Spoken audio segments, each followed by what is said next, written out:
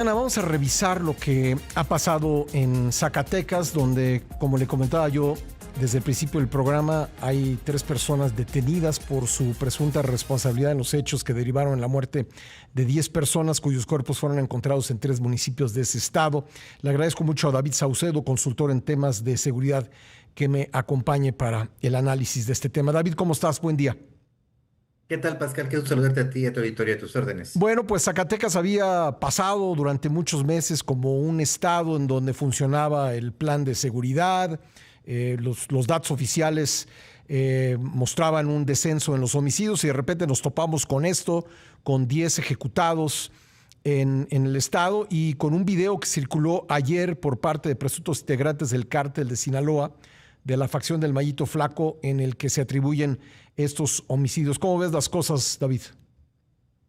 Bueno, lamentablemente este episodio del fin de semana revela que se dio una reducción artificial de los homicidios y de la incidencia delictiva en virtud de que los grupos criminales que se disputaban Zacatecas llegaron a acuerdos para el reparto de territorios. Zacatecas es dominado por el norte, por el cártel Jalisco, por el cártel Sinaloa, por la facción del Mallito Flaco y Ismael Zamora Sicarios. La parte sur está bajo su control el cártel Jalisco Nueva Generación y habían establecido una especie de zona de frontera, una línea de frontera en donde los grupos criminales estaban realizando las actividades de su portafolio de actividades delictivas sin interferir uno al otro. Esto redujo la violencia homicida.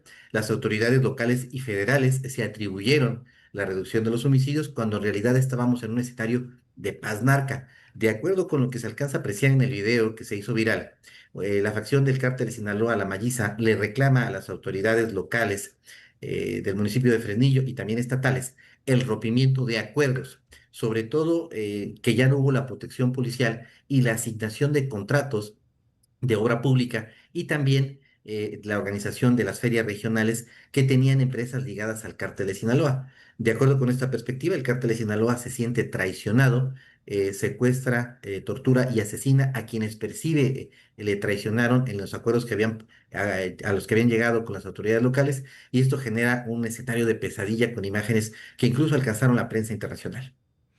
¿Dónde estaba esa frontera? Es decir, Hermosillo, ¿dónde caía dentro de ese arreglo, dentro de ese reparto territorial? Fresnillo estaba en poder del cártel de Sinaloa y era justamente la ciudad de Fresnillo que durante varias encuestas del INEGI, la encuesta de seguridad pública urbana, se situaba a Fresnillo como la ciudad más violenta del país. Actualmente lo es el municipio de Irapuato, pero a raíz de esta paz narca cayó notablemente, cayeron los homicidios en Fresnillo.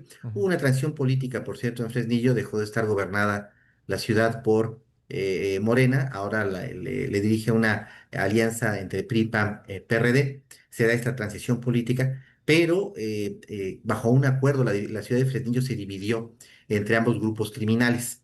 Se partieron, cada quien tenía rebanada de pastel, y la ciudad de Fresnillo era la zona de frontera que dividía a las dos regiones de Zacatecas entre los dos grupos de macrocriminalidad que se disputan el estado.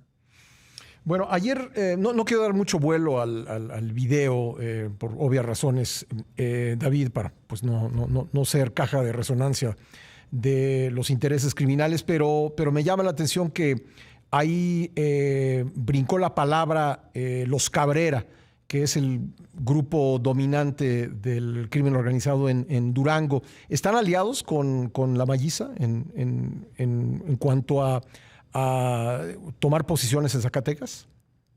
Así es, cuando se da esta guerra civil al interior del cártel de Sinaloa, la tercera parte de los grupos y familias del cártel de Sinaloa se van con los Chapitos, otra tercera parte se quedan con el Mayo Zambada, y finalmente una tercera parte se mantuvo imparcial.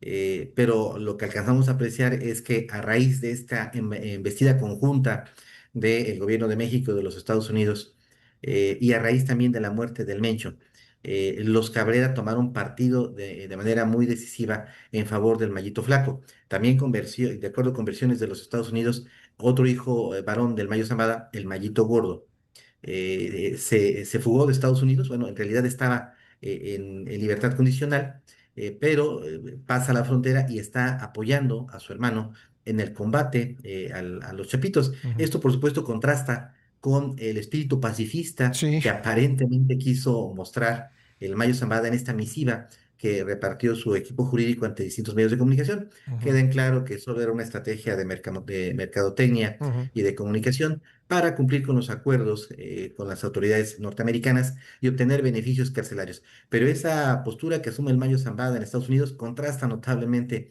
con el espíritu bélico y con la actitud de desenterrar el hacha de guerra por parte de sus hijos, el Mayito Flaco y el Mayito Gordo en México. Bueno, pues anuncian la detención de 3 personas. Parecen, pues, si acaso estuvieron involucrados operadores de bajo perfil, ¿no? Definitivamente, lo importante en este caso sería la captura de los jefes de plaza Ujú. y de los jefes policíacos que en la zona norte de Zacatecas siguen respaldando a la Malliza. Lo que hace falta de manera urgente en Zacatecas es un operativo enjambre para ir desarticulando todas estas redes de alianzas político-criminales que hay con jefes policíacos, alcaldes, legisladores, incluso con algunos integrantes del gabinete del gobernador David Monreal. Bueno, vamos a estar atentos a lo que pasa allá en Zacatecas. David, te agradezco mucho que hayamos podido conversar al respecto. Gracias, Pascal, te mando un fuerte abrazo. Otro para ti. Gracias. David Saucedo, consultor en temas de seguridad.